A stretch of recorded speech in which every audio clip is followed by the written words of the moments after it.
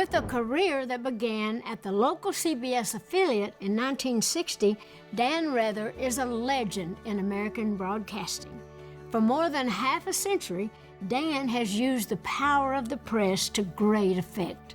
That was true in his breakout coverage of Hurricane Carla back in 1961, creating what, really, was the first radar weather report. He helped urge 350,000 people to evacuate the area safely. With his journalistic composure and his investigative tenacity, Dan went on to become a national network correspondent. His field reporting was incredible. He took us to Dallas during Kennedy's assassination, to the battlefields of Vietnam for over a year, to the civil rights movement in the South, to Dr. Martin Luther King Jr.'s jailing in Birmingham.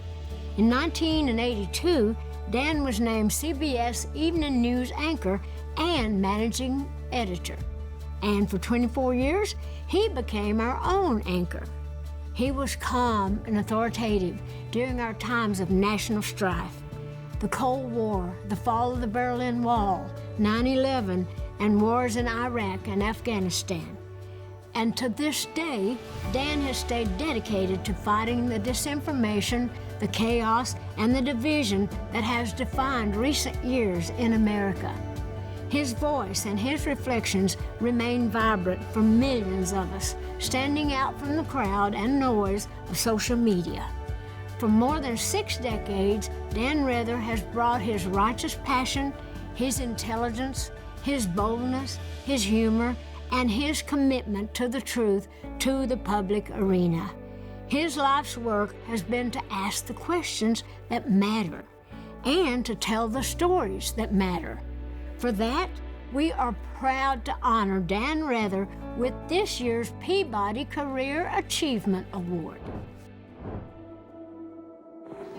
These are by far the calmest people in a flood I've ever seen. This is CBS News in Albany, Georgia. On the beach near Tom Key. Good evening from Times Square in New York. 450 miles north of the Arctic Circle. From Old Havana. From the White House. From Dharamsala, India.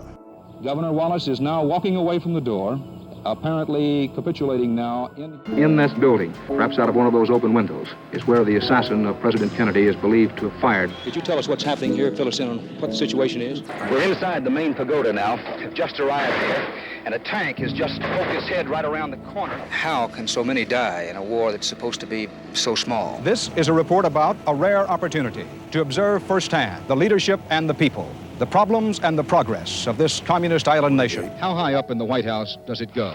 Are you running for something? No, sir, Mr. President, are you? These Afghan clothes I'm wearing were part of an operation to sneak me and a CBS News film crew into Afghanistan. More than 1 million students crowded in here today. What brave people these were. Commander Francis Scobie, Michael J. Smith. To grasp the enormity of it is almost too much for the heart to bear.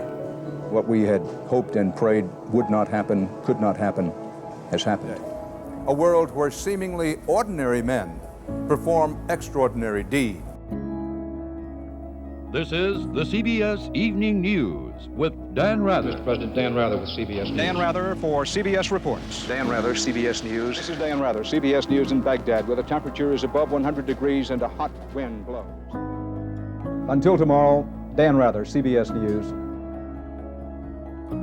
For the CBS Evening News, Dan Rather reporting.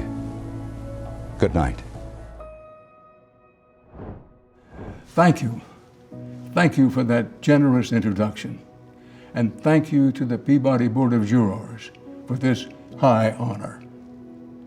I know that humility is not a word usually associated with current or even former network news anchors, but I can honestly say that I am humbled by this recognition.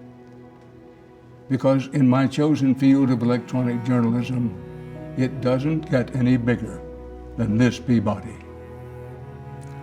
When I got my start, lo, those many decades ago, I had no way of predicting what would lie ahead. I just loved what the job entailed. Adventure, storytelling, getting as close to the truth as humanly possible, and then telling it. Now, looking back, I know that I'm a reporter who got lucky, very lucky. Besides God's grace, my wife Jean and our family helped mightily to make that happen. So did a long list of colleagues and co-workers along the way.